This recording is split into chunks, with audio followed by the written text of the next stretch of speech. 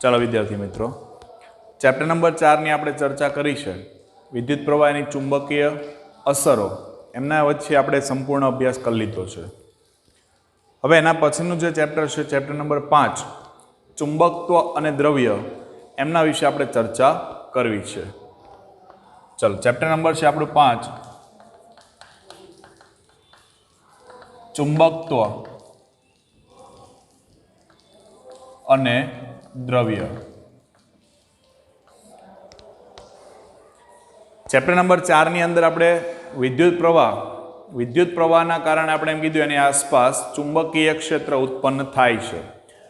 આ ચુંબકીય ક્ષેત્ર એના વિશે આપણે સંપૂર્ણ અભ્યાસ અહીંયા આ ચેપ્ટરમાં કરવાનો છે. આખું ચેપ્ટર જે આપણું છે એ સંપૂર્ણપણે ચુંબકીય ક્ષેત્ર ઉપર કામ કરશે. તો પહેલા તો આપણને પ્રશ્ન એવો થાય કે આ ચુંબક અથવા તો ચુંબક, એને આપણે અંગ્રેજીમાં કહીએ છીએ મેગ્નેટ, આ શબ્દ આવ્યો કઈ રીતે? તો ખૂબ જ ઘણા બધા વર્ષો પહેલાની વાત છે. મેગ્નેશિયા નામનો એક ટાપુ છે. આ મેગ્નેશિયા નામનો જે ટાપુ છે એના ઉપર જે ગોવાળો છે, એ ગોવાળો એના ઉપર એની ગાયો ભેંસો એને ચરાવતા. હવે જ્યારે ગાયો ભેંસોને ચરાવતા તો એ ગોવાળો એના પગમાં જે એણે બૂટ પહેરેલા હોય, શૂઝ, એ શૂઝની અંદર રહેલી જે ખીલીઓ છે, હવે એ ખીલીઓ એને ટાપુ એની સાથેના ભાગ સાથે ચોંટતી, બરાબર? એટલે એના ઉપરથી એ લોકો વારંવાર કંઈક ને કંઈક એવી ફરિયાદો કરતા, અને એ ફરિયાદો એના ઉપરથી જ્યારે તપાસણી કરવામાં આવી સંપૂર્ણપણે, ત્યારે ખબર પડી કે આ એક એવો પદાર્થ છે કે જે બીજા પદાર્થને પોતાની તરફ આકર્ષે છે. એટલે મેગ્નેશિયા નામનો ટાપુ, એના નામ પરથી એને નામ આપવામાં આવ્યું છે મેગ્નેટ, બરાબર? એટલે મેગ્નેશિયા એના નામ પરથી શું નામ મળ્યું એને? મેગ્નેટ. અને જેને આપણે ગુજરાતીની અંદર ચુંબક તરીકે ઓળખીએ છીએ. હવે આ જે ચુંબક છે અથવા મેગ્નેટ જે છે, એનો સૌપ્રથમ ઉપયોગ કોણે કરેલો? આપણને ખબર જ છે ભાઈ, કંઈક વસ્તુની નવી શોધખોળો થાય એટલે ચીનના લોકો હોય પહેલા હાજર થાય કે ભાઈ અમે કંઈક નવું કરીએ, અમે નવું કરીએ. એટલે સૌથી પહેલો ઉપયોગ ચીનના જે લોકો છે, એ ચીનના લોકોએ એનો ઉપયોગ દિશા એને જાણવા માટે, એટલે ચુંબક, એને શું કર્યું? સમજો કે આ રીતનું એક ચુંબક લઈ લીધો એણે, લાંબી પટ્ટી, અને આ ચુંબકની લાંબી પટ્ટી એને ધ્યાનમાં લઈ અને એની મદદથી એણે છૂટથી ફરી શકે એ રીતના લટકાયો. તો એને એવું ખબર પડી કે આ જે ભાગ છે એ તો ઉત્તર દક્ષિણ દિશામાં સ્થિર થાય છે. ચીનના લોકોએ શું કામ કર્યું? તો કે ભાઈ ચીનના લોકોએ ચુંબકને શું કામ કર્યું? તો ભાઈ ચુંબકને મુક્ત રીતે ભ્રમણ કરી શકે, બરાબર, તેમ એને લટકાવ્યું. હવે આ સમજો કે આ એક ચુંબક હોય, એને દોરી સાથે બાંધી અને લટકાવી દઉં, બરાબર, એની રીતે જ્યાં ભ્રમણ કરે, જ્યાં ફરે ત્યાં ફરવા દઉં, તો એને એવું ખબર પડી કે એ જે ચુંબક છે એ ઉત્તર દક્ષિણ દિશામાં સ્થિર થાય છે. ત્યાર પછી આનો ઉપયોગ કોના માટે કરવામાં આવ્યો? તો એનો ઉપયોગ ગોબીના રણ પ્રદેશનું નામ છે ગોબીના રણની અંદર વણઝારાઓ દ્વારા દિશા નક્કી કરવા માટે. કારણ કે રણ પ્રદેશમાં આપણને ખબર છે કે દિશા ફિક્સ ના હોય, કોઈ વસ્તુ દૂર દૂર સુધી કંઈ દેખાતું જ ના હોય. એટલે આપણને ખ્યાલ આવે ભાઈ, જો દિશા જાણવી હોય તો કોઈક વસ્તુની જરૂર પડે. એટલે ગોબીના રણની અંદર, ગોબીના રણ એમની અંદર વણઝારાઓ, બરાબર, વણઝારાઓ જે છે એને શું કામ કર્યું? કોના માટે ઉપયોગ કર્યો? દિશા નક્કી કરવા.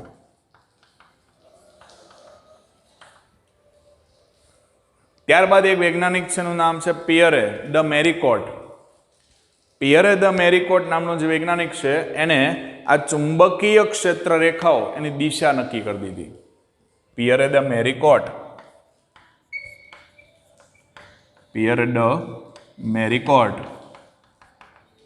વૈજ્ઞાનિક છે, એને શું કર્યું? ચુંબકીય ક્ષેત્ર રેખાઓની દિશા નક્કી કરી અને એના ઉપરથી ચુંબકના બે ધ્રુવો એના નામ આપી દીધા. એમની અંદર એણે કહી દીધું ઉત્તર અને બીજું દક્ષિણ. ગમે તેવો આકાર હોય તો પણ આ જે બે ધ્રુવો છે એ અસ્તિત્વ ધરાવતા હોય, ઉત્તર અને દક્ષિણ એમ બે ધ્રુવો અસ્તિત્વ ધરાવતા હોય. ત્યાર પછી હજુ ભૂતકાળની એક વાત કરીએ તો હુઆંગ-ટી નામનો એક સમ્રાટ છે, રાજા. આ હુઆંગ-ટી નામનો જે સમ્રાટ,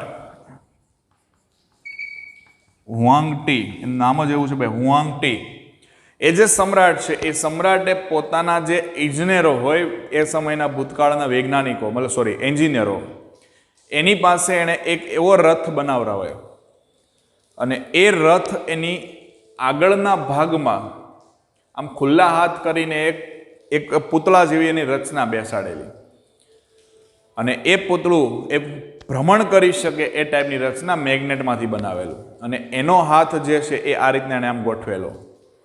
બરાબર. એટલે હુઆંગ-ટી નામનો જે ભાગ છે, બરાબર, સમ્રાટ છે, એ સમ્રાટે શું કામ કર્યું તો કે પોતાના જે ઇજનેર છે એની પાસે એક રથ બનાવરાવ્યો. એ રથ એની આગળ એક પ્રતિમા મૂકી, એને પ્રતિમા એટલે પૂતળું, અને એ પૂતળાનો હાથ આ રીતના રહે, પણ એ પૂતળાનો જે આ હાથ છે એ હાથ તમને હંમેશા દક્ષિણ દિશા દર્શાવે. બરાબર. પ્રતિમા, એ પ્રતિમાનો ખુલ્લો હાથ કઈ દિશા દર્શાવે? દક્ષિણ દિશા દર્શાવે. એ રીતના એને ગોઠવો. સમજો કે મારી પાછળના ભાગમાં રથ છે, આગળ હું એક પ્રતિમા બનીને ઊભો છું, આ રીતના મારો એક ખુલ્લો હાથ છે અને આ હાથ કઈ તરફ? દક્ષિણ દિશામાં રહે એ રીતના એની ગોઠવણી કરી, કારણ કે એ તો ચુંબકનો બનેલો છે. હવે રથને ગમે તે બાજુ ફેરવશો, પ્રતિમા જે છે એ ભ્રમણ કરી શકે એ ટાઈપની રચના છે અને એ એવી રીતના જ ભ્રમણ કરશે જેથી એનો હાથ હંમેશા કઈ તરફ આવે? દક્ષિણ તરફ. કારણ કે આપણને ખબર છે ચુંબક છે એ કઈ રીત તરફ સ્થિર થાય? ઉત્તર દક્ષિણ દિશામાં સ્થિર થાય. એમાં એનો હાથ જે છે એ કઈ તરફ ગોઠવ્યો? એને દક્ષિણ તરફ ગોઠવી દીધો. અને આની મદદથી એ સમ્રાટે ચાલાકીપૂર્વક ગાઢ ધુમ્મસ હોય, ખૂબ જ અંધારે ભાગ હોય, ધુમ્મસવાળું વાતાવરણ હોય, તો પણ આ રથની મદદથી દુશ્મનો ઉપર એણે હુમલો કરેલો છે અને એના ઉપર એણે પોતે એમ પણ કહી શકાય કે વિજય પણ પ્રાપ્ત કરેલો છે. એટલે આ બધી ભૂતકાળની બાબતો હતી. પહેલી વાત કરી કે ભાઈ મેગ્નેશિયા નામનો ટાપુ, એ ટાપુ એના ઉપર ભરવાડો અથવા તો ગોવાળો એ ગાયો ભેંસો ચરાવતા હોય. જ્યારે ગાયો ભેંસો ચરાવતા હોય ત્યારે એના પગમાં રહેલા જે શૂઝ છે એ શૂઝની અંદર ખીલીઓ મરાય, આપણને ખબર તૂટી ગયા હશે, કદાચ ખીલીઓ મરાઈ હશે, અથવા ક્રિકેટરો જે ટાઈપના શૂઝ વાપરતા હશે એ વાપરતા હશે. ઘણા વર્ષો પહેલાની વાત છે. બીજી વસ્તુ તમને ખબર, ગોવાળો હોય, ભરવાડો હોય, એની પાસે લાકડી હોય અને લાકડીનો નીચેનો ભાગ જે છે એના ઉપર લોખંડનો ટુકડો લગાવેલો હોય કે જેથી લાકડી વારંવાર પથ્થર સાથે આમ અથડાય તો એ ત્યાંથી ભાંગે નહીં, તૂટે નહીં, ખરાબ ના થાય. એ લોખંડનો ટુકડો અને પગમાં રહેલી જે ખીલીઓ છે એ એના નીચેના જે ખડકોનો ભાગ છે, બરાબર, એના ઉપર ચોંટતી હતી. એટલે એની વારંવાર ફરિયાદો હતી. એ ફરિયાદ પરથી એવું જાણવા મળ્યું કે આ એક પદાર્થ છે જે બીજાને પોતાના તરફ આકર્ષે છે. પછી ચીનના લોકો એનો આ રીતના મુક્ત રીતે ભ્રમણ કરી શકે તે રીતે લટકાવ્યા, અને લટકાવ્યો કઈ દિશામાં સ્થિર થાય? ઉત્તર દક્ષિણ. યાદ રાખજો, ઉત્તર દક્ષિણ દિશામાં જ હંમેશા ચુંબક સ્થિર થાય છે. ત્યાર પછી ગોબીનું રણ, એની અંદર વણઝાર આવે, દિશા નક્કી કરવા માટે આ ચુંબક, જેને આપણે હોકાયંત્ર કહીએ છીએ, એનો એને ઉપયોગ કરેલો છે. પિયરે ધ મેરીકોટ, જેને ચુંબકીય ક્ષેત્ર રેખાઓની દિશા નક્કી કરી દીધી અને એના ઉપરથી ધ્રુવો, કયા ધ્રુવો? તો કે ઉત્તર અને દક્ષિણ ધ્રુવો, બે ધ્રુવો અસ્તિત્વ ધરાવે છે એવું પણ એને સાબિત કરી દીધું છે. ત્યારબાદ હુઆંગ-ટી નામનો જે ઇજનેર છે એને શું કર્યું? એક રથ બનાવરાવ્યો. એ રથની આગળ એક પ્રતિમા મૂકી અને એ પ્રતિમાનો એક હાથ ખુલ્લો, પણ એ હાથ હંમેશા કઈ તરફ? દક્ષિણ તરફ. અને એ પ્રતિમા ચુંબકમાંથી એને તૈયાર કરાવેલી. ચલો, આ બધી એની ભૂતકાળની બાબતો હતી. હવે ચુંબકત્વ વિશેના જે થોડાક બેઝિક ખ્યાલો છે એ બેઝિક ખ્યાલોને આપણે થોડીક માહિતી મેળવવી પડે. ચુંબકત્વ, ચલો, આ બધી જે પ્રસ્તાવના છે એની તો આપણે ચર્ચા કરી દીધી છે. હવે એના બેઝિક ખ્યાલો જે છે એના વિશે આપણે ચર્ચાઓ કરીએ. તો બેઝિક ખ્યાલ એટલે સાદી એના પરની જે સિમ્પલ માહિતીઓ છે એ સિમ્પલ માહિતીઓ એના વિશે આપણે વિચારવું છે. તો પહેલું કામ, પૃથ્વી, યાદ રાખજો દોસ્તો, આ પૃથ્વી જે છે ને એ પૃથ્વી પણ પોતે ચુંબક તરીકે વર્તે છે. પૃથ્વી પણ ચુંબક તરીકે વર્તે છે. જો પૃથ્વી ચુંબક તરીકે વર્તતી હોય તો એની પાસે પણ ચુંબકીય ધ્રુવો હોય, એની પાસે પણ ચુંબકીય ક્ષેત્ર રેખાઓ હોય છે. તો પૃથ્વીની ચુંબકીય ક્ષેત્ર રેખા કઈ તરફ? તો પૃથ્વીની ચુંબકીય ક્ષેત્ર રેખાઓ એ હંમેશના માટે દક્ષિણથી ઉત્તર તરફ, દક્ષિણથી ઉત્તર તરફ હોય છે. આ ખાસ યાદ રાખવાનું છે. ચુંબકનું તમને ખબર હશે, ચુંબકની ક્ષેત્ર રેખાઓ કઈ તરફ હોય? એન થી એસ. એન એટલે ઉત્તરથી દક્ષિણ હોય, જ્યારે પૃથ્વીનું કામ એના કરતાં ઉલટું છે, દક્ષિણથી ઉત્તર તરફ એની ક્ષેત્ર રેખાઓ ધ્યાનમાં આવશે. એટલે ખાસ કરીને હું એમ પૃથ્વીનો ગોળો અહીંયા દોરું, સમજો કે આ પૃથ્વીનો ગોળો છે, બરાબર, એનો અહીંયા ઉપર ઉત્તર ધ્રુવ આવે, નીચે કયો આવે? દક્ષિણ આવે. તો પૃથ્વીની ક્ષેત્ર રેખાઓ એસ માંથી નીકળે અને ક્યાં દાખલ થશે? એનમાં દાખલ થશે. અને જે ચુંબક કરતા કેવી છે દોસ્તો? ઉલટી છે. હવે માની લો કે આપણી પાસે ગજિયો ચુંબક છે, તો આ ગજિયા ચુંબકના ધ્રુવો કઈ રીતે નક્કી થાય?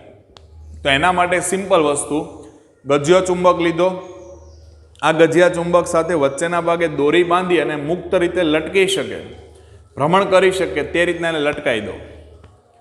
ભ્રમણ આપીને છોડી દેતા ચુંબકનો, ગજિયા ચુંબકનો જે ભાગ પૃથ્વીના ઉત્તર ધ્રુવ તરફ સ્થિર થાય તેને ગજિયા ચુંબકના ઉત્તર ધ્રુવ તરીકે ઓળખવામાં આવે, બરાબર. અને દક્ષિણ તરફ સ્થિર થાય તો દક્ષિણ ધ્રુવ. એટલે ચુંબક, ગજિયા ચુંબક લખું છું, ગજિયા ચુંબકના ધ્રુવો નક્કી કરવા, એના માટે શું કરવાનું? તેને મુક્ત રીતે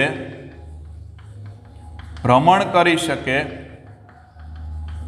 તેમ લટકાવવાનું, બરાબર, ભ્રમણ કરી શકે તેમ લટકાવવામાં આવે. હવે જે આ રીતના તમે લટકાવશો તો ચુંબકનો જે ધ્રુવ એ પૃથ્વીના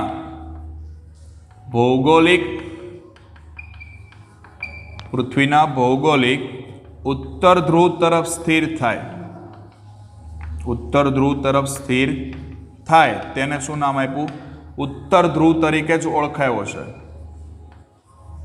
અને એના કરતા ઉલટું દક્ષિણ તરફ સ્થિર થાય તેને શું નામ અપાય? દક્ષિણ ધ્રુવ. એટલે આ રીતે ગજિયો ચુંબક જે છે એના ધ્રુવો નક્કી કરવામાં આવે છે.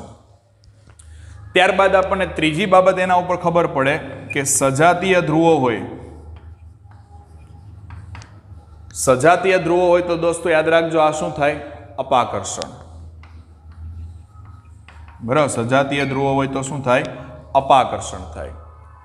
વિજાતીય હોય તો શું થાય? આકર્ષણ થાય. વિજાતીય ધ્રુવો હોય તો શું થાય? આકર્ષણ થશે. બહુ સિમ્પલ વસ્તુ છે. સજાતીય ધ્રુવ આપણે એમ કહી શકીએ કે ભાઈ છોકરો છે, રસ્તા ઉપર છોકરો ચાલ્યો જાય છે, કોઈ એક છોકરો હોય, બીજા છોકરાનો કોઈનો ભાવ નહીં પૂછે, કોઈ નજર બી નહીં કરે. સેમ વસ્તુ છોકરી છે, બીજી છોકરી સામે નજર પણ કરશે નહીં, બરાબર. બાકીનું તમે સમજી ગયા છો. સજાતીય ધ્રુવો હશે તો અપાકર્ષણ થશે, વિજાતીય ધ્રુવો હશે તો શું કરશે? આકર્ષણ ધરાવશે. એટલે એના ઉપરથી આપણને એટલું ખબર પડે કે ઉત્તર ઉત્તર હોય, બરાબર, સજાતીય કહેવાય, ઉત્તર ઉત્તર, તો એના વચ્ચે શું થાય? અપાકર્ષણ. પણ ઉત્તર દક્ષિણ હોય તો શું થશે? આકર્ષણ થશે. ત્યાર પછીની બાબતની વાત કરીએ તો આપણે એમ કહી શકીએ ચુંબક જે છે ને, ચુંબક, આ ખાસ યાદ રાખજો, ચુંબકના એકલા અટુલા ધ્રુવનું અસ્તિત્વ નથી. તમે ચુંબકને આ રીતના બે ટુકડા પાડી દો, ચોક છે, હું બે ભાંગી નાખું તો બે ટુકડા થઈ જાય, બે ચોક બનશે.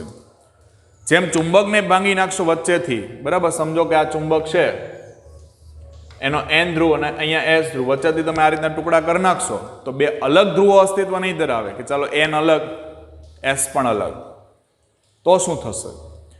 જ્યાંથી એ ટુકડો પડશે ને ત્યાં નવા ધ્રુવો પ્રેરિત થશે. અહીંયા એસ ધ્રુવ બનશે, અહીંયા એન ધ્રુવ બનશે, એટલે કે બે નવા ચુંબકો એનું અસ્તિત્વ તૈયાર થઈ જશે. બે ટુકડાઓ બનશે તો બંને સ્વતંત્ર ચુંબક તરીકે વર્તશે. આ યાદ રાખવાનું છે. એટલે ચુંબકના એકલા અટુલા ધ્રુવોનું અસ્તિત્વ નથી. તો પછી આ ચુંબક બનશે કેમાંથી? તો યાદ રાખજો, લોખંડ અને તેની મિશ્ર ધાતુઓમાંથી. શામાંથી બને? લોખંડ અને તેની મિશ્ર ધાતુમાંથી ચુંબક બનાવવામાં આવે છે. કેમાંથી બનશે? લોખંડ અને તેની મિશ્ર ધાતુમાંથી ચુંબક બનાવવામાં આવશે. ચાલો, પહેલી બાબત શું? તો કે પૃથ્વી કોના તરીકે વર્તે? ચુંબક તરીકે. એની ક્ષેત્ર રેખાઓ કઈ તરફ? દક્ષિણથી ઉત્તર તરફ, એટલે કે એસ થી એન તરફ. ગજ્યો ચુંબક એના ધ્રુવો નક્કી કરવા છે અને મુક્ત રીતે ભ્રમણ કરી શકે તેમ લટકાઈ દો. એમ કરતા ગજિયા ચુંબકનો જે ભાગ પૃથ્વીના ઉત્તર ધ્રુવ તરફ સ્થિર થાય તેને ઉત્તર ધ્રુવ, દક્ષિણ તરફ સ્થિર થાય તો દક્ષિણ ધ્રુવ. ત્યાર પછી સજાતીય ધ્રુવો હોય તો અપાકર્ષણ થાય, વિજાતીય ધ્રુવો હોય તો આકર્ષણ થાય. ચુંબક એનું એકલો અટેલું ધ્રુવ એનું અસ્તિત્વ છે નહીં. અને લોખંડ અને તેની મિશ્ર ધાતુમાંથી ચુંબક બનાવવામાં આવે છે. એટલે આ બેઝિક થઈ, પણ આ યાદ રાખવાનું છે. તમને આપી દેશે ચુંબકત્વ વિશે માહિતી આપો, અથવા એની સાથે સંકળાયેલી બાબતો જણાવો. 2 માર્ક્સની અંદર અથવા 3 માર્ક્સની અંદર પૂછી નાખશે. એટલે પ્રશ્નને તૈયાર કરવાનું છે. આ બધી બાબતો બેઝિક છે, પ્રસ્તાવના છે, ખાલી યાદ રાખવાની જરૂરિયાત છે, તૈયારી કરવાની થોડીક જરૂરિયાત છે. બાકી બહુ વધારે પડતો એના ઉપર ભાર આપવાની જરૂરિયાત નથી. ઓકે,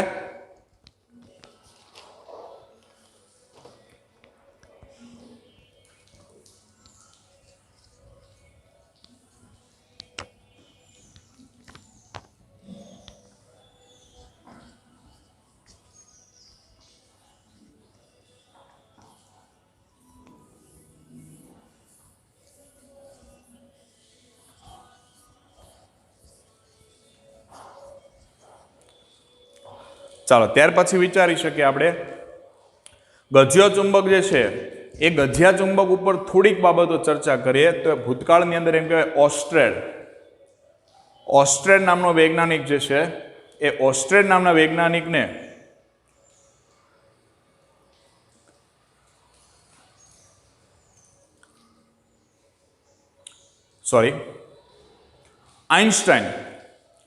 આઇન્સ્ટાઈન નામનો જે વૈજ્ઞાનિક છે એ વૈજ્ઞાનિક એને કોઈ બાળપણની અંદર આ ગજ્યો ચુંબક જે છે એને ગિફ્ટ કરેલો. ભૂતકાળની અંદર આઇન્સ્ટાઈનને એના સગા સંબંધીમાંથી કાં તો એના કોઈ રિલેટિવ્સમાં કાં તો પછી XYZ કોઈ વ્યક્તિ જે હતી ખાસ એના માટે એને એક આ ચુંબક એને ગિફ્ટમાં આપેલો. અત્યારે આપણને ખબર છે આવી ગિફ્ટનું કોઈ મહત્વ જ નથી. ચુંબક શું ગિફ્ટમાં આપવાનું હોય? પણ ઘણા બધા એના ઉપયોગો છે દોસ્તો. ચુંબક એને જ્યારે ગિફ્ટમાં આપેલો એટલે એ બાળક એનાથી રમવા લાગ્યો. ત્યારે ખબર નથી કે આ વૈજ્ઞાનિક છે. એ એનાથી રમવા લાગ્યો એટલે ધૂળની અંદર ને બધે રમતો હતો. રમતા રમતા એને એવું જાણવા મળ્યું કે આની સાથે તમે જ્યારે ધૂળની અંદર રમો છો તો એની સાથે અમુક ટકા ભાગ ચીપકી જાય છે. પછી એને શું કર્યું? ચુંબક લીધું, એને પૂઠા ઉપર પણ મૂક્યો ને એની ઉપર આ ધૂળને ભભરાવી, લોખંડના ભૂકાને ભભરાવ્યો. એટલે એના ઉપરથી એને ચોક્કસ પ્રકારની ભાતો જોવા મળી. આ ચોક્કસ પ્રકારની ભાત એટલે કોણ? તો કે ક્ષેત્ર રેખાઓ. બરાબર, ચોક્કસ પ્રકારની ભાત એટલે કોણ? ક્ષેત્ર રેખાઓ. અને એ ક્ષેત્ર રેખાઓ કે જે સોલેનોઇડની ક્ષેત્ર રેખા સાથે મળતી આવશે. કારણ કે સોલેનોઇડ છે દોસ્તો, એના પણ કેટલા ધ્રુવો હોય? 2 ધ્રુવો હોય. તો ગજિયા ચુંબકના પણ કેટલા ધ્રુવો હોય? 2 ધ્રુવો હોય. દાખલા તરીકે આ ગજિયો ચુંબક એનો N અને S, તો ક્ષેત્ર રેખાઓ N માંથી નીકળે અને S માં દાખલ થાય. અંદરના ભાગમાં કઈ તરફ હોય? તો કે અંદરના ભાગની અંદર ક્ષેત્ર રેખાઓ S થી N તરફ હોય, બહારના ભાગમાં N થી S તરફ. હું બંને બાજુ એક એક ક્ષેત્ર રેખાઓ બતાવું છું આ રીતે. બરાબર, અંદરના ભાગમાં તમને ખ્યાલ આવી ગયો છે. અંદરના ભાગમાં કઈ તરફ હોય? એસ થી એન તરફ, બહારના ભાગમાં એન થી એસ તરફ. બાકી આ રીતની ઘણી બધી ક્ષેત્ર રેખાઓ આમ બહાર નીકળતી હોય છે. બરાબર છે. સેમ રીતે નીચેના ભાગમાં. હવે જે કામ આની અંદર થાય છે એવું જ કામ દોસ્તો સોલેનોઇડમાં પણ થાય છે. બરાબર. સોલેનોઇડની અંદર પણ આ ટાઈપનું કાર્ય થાય છે. એટલે સોલેનોઇડ અને ગજ્યો ચુંબક બંને એકબીજાને મળતા આવશે. યાદ રાખજો, આ બંનેની અંદર ઘણી બધી સામ્યતાઓ છે. આ જ વસ્તુ સોલેનોઇડ છે તો તમે આ રીતના દોરતા હતા સોલેનોઇડ. બરાબર. એના ઉપર આપણે અલગ કરેલો વાહક તાર એને પાસે વીંટાળતા હતા. બનતી રચના એને શું કહેવાય? સોલેનોઇડ કહેવાય. તો યાદ રાખજો, સોલેનોઇડની અંદર પણ બે ધ્રુવો બને. આ બાજુનો ભાગ છે એને હું આ રીતના ગોળ બતાવું છું. આ બાજુનો ભાગ જે છે એને હું અહીંયા ગોળ બતાવું છું. આની ઉપર તમે તાર વીંટાળો છો. એ તારમાંથી પસાર થતો પ્રવાહ કયા ડાયરેક્શનમાં છે? દાખલા તરીકે તાર અંદરથી બહાર આવે છે, આ ડાયરેક્શનની અંદર કરંટ પસાર થઈને આગળ ચાલે છે. તો આ બાજુના ભાગ પાસે તમારે આ રીતના ઊભું રહેવાનું છે અને સોલેનોઇડ આમ પડેલો હોય તો જોવાનું છે કે કરંટ આ ડાયરેક્શનમાં જાય છે કે સમઘડીમાં જાય કે વિષમઘડીમાં જાય. એના ઉપરથી એની દિશા નક્કી થશે. તો દાખલા તરીકે હું તમને એમ કહું કે અહીંયા જે પ્રવાહ પસાર થાય છે એ માનો કે આ રીતના છે સમઘડી દિશામાં. અહીંયા જે કરંટ પસાર થાય છે એ એના કરતાં ઉલટો છે, વિષમઘડી દિશામાં છે. તો સમઘડી દિશા હોય તો આની અંદર તમે આ રીતના દોરી શકો. જો આ બે તીર અને આ બે તીર એનું ડાયરેક્શન સમાન થાય છે. હા, તો આને સમઘડી દિશામાં પસાર થતો પ્રવાહ હોવાથી એસ ધ્રુવ તરીકે ઓળખવામાં આવશે. આમની અંદર દોરીએ તો આમની અંદર આ ટાઈપની રચના થશે. આ તીરનું ડાયરેક્શન જુઓ. તીરનું ડાયરેક્શન કયું છે? એન છે રે. એટલે આ કયો ધ્રુવ બને? એન ધ્રુવ. સમઘડી તો એસ, સમ એમાંથી એસ, એસ નો એસ. બરાબર. સમઘડી દિશામાં પસાર થતો પ્રવાહ હોય તો એસ લઈ લેવાનો છે. બીજું એને ખબર પડે તો તમે આ તરફ મોં રાખીને આમ ઊભા રહેતા હતા. જો આંગળીને પ્રવાહની દિશામાં વળાંક આપો, અંગૂઠો તમારા તરફ આવતો હોય તો એસ ધ્રુવ અને અંદર જતો હોય તો એન ધ્રુવ. આ ચોક છે એની ફરતે મેં તાર વીંટાળ્યો છે. ક્ષેત્ર રેખાઓ આ રીતના પસાર થાય છે, પ્રવાહ પણ આ રીતના પસાર થાય. મેં ગોઠવો જમણા હાથનો અંગૂઠો. અંગૂઠો મારા તરફ આવે છે તો એ મારા તરફ આવતો કયો ધ્રુવ બનશે? એસ. અને અપોઝિટ ડાયરેક્શનમાં કયો બનશે? એન ધ્રુવ તૈયાર થશે. એટલે યાદ રાખજો, સોલેનોઇડ અને ગજ્યો ચુંબક બે સેમ જ છે. આની જેવી ક્ષેત્ર રેખા છે એવી ક્ષેત્ર રેખા આમાં પણ છે. પણ ડાયપોલ એની ક્ષેત્ર રેખાની જો વાત કરું તો આ પ્લસ ધ્રુવ, આ માઇનસ ધ્રુવ. ડાયપોલની ક્ષેત્ર રેખા પ્લસમાંથી બહાર નીકળે, માઇનસમાં દાખલ થાય. તમને ખ્યાલ છે આ? બરાબર. પ્લસમાંથી બહાર નીકળે અને માઇનસમાં દાખલ થાય. આ ડાયરેક્શન ઘણી બધી દોરી શકાય આ રીતે.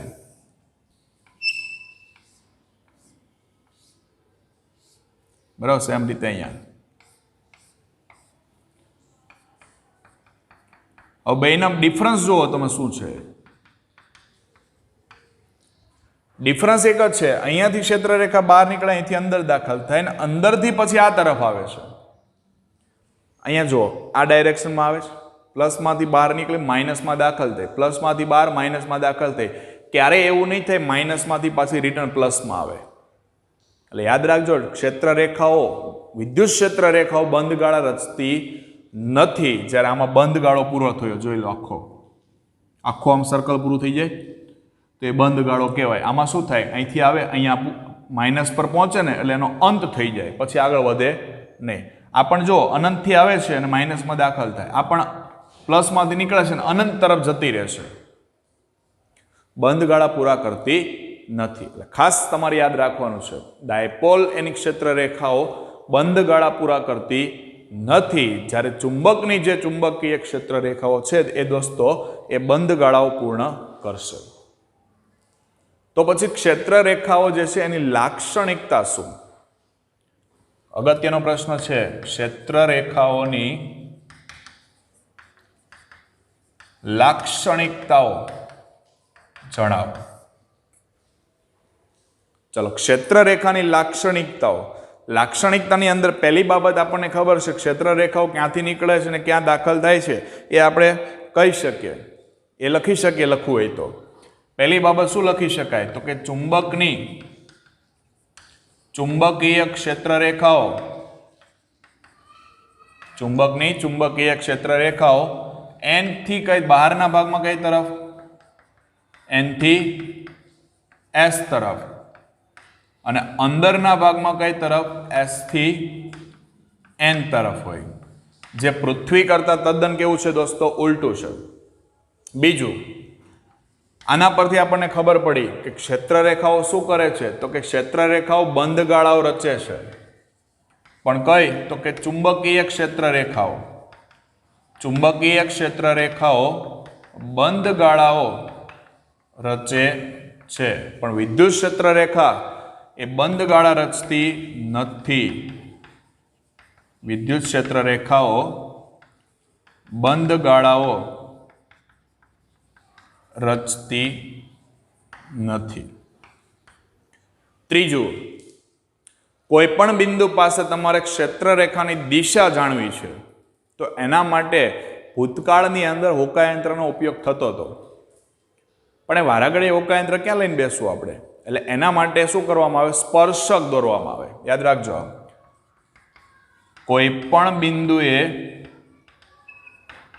ક્ષેત્ર રેખાની દિશા જાણવા માટે તે બિંદુએ સ્પર્શક દોરવામાં આવે છે. સ્પર્શક દોર દો. માન લો હું તમને એમ કહું, ભાઈ આ ક્ષેત્ર રેખા છે, આ બિંદુએ મારે દિશા જાણવી છે, તો અહીંથી મેં સ્પર્શક મૂક્યો આ તરફ. બરાબર છે. ચોથી બાબત, તીવ્રતા જાણવી છે. તો તીવ્રતા મારે જાણવી હોય તો મારે શું કરવું પડે? તો કે એના માર્ગમાં એને લંબરૂપે એક પૃષ્ઠ મૂકવું પડે. આ પૃષ્ઠમાંથી પસાર થતી ક્ષેત્ર રેખાની સંખ્યા એ મને તીવ્રતા આપશે. આ પૃષ્ઠમાંથી પસાર થતી ક્ષેત્ર રેખાની સંખ્યા એ શું આપે? તીવ્રતા. એટલે કોઈ પણ ભાગ પાસે ક્ષેત્ર રેખાની તીવ્રતા જાણવા માટે તે બિંદુએ ક્ષેત્ર રેખાને લંબરૂપે પૃષ્ઠ મૂકવામાં આવે છે. દાખલા તરીકે હું તમને ક્ષેત્ર રેખાઓ આ રીતની છે, બરાબર? આ ડાયરેક્શનમાં ક્ષેત્ર રેખાઓ જાય છે. હવે અહીંયા એક પૃષ્ઠ ગોઠવું છું માર્ગમાં, એટલું જ પૃષ્ઠ હું આગળ ગોઠવું છું, બરાબર? એટલું જ પૃષ્ઠ એક આગળ ગોઠવીએ. થોડુંક આ રીતના બતાવું. જેટલી સાઈઝનું પૃષ્ઠ આપણે અહીંયા મૂક્યું છે, એટલું જ પૃષ્ઠ આપણે અહીંયા મૂકીએ.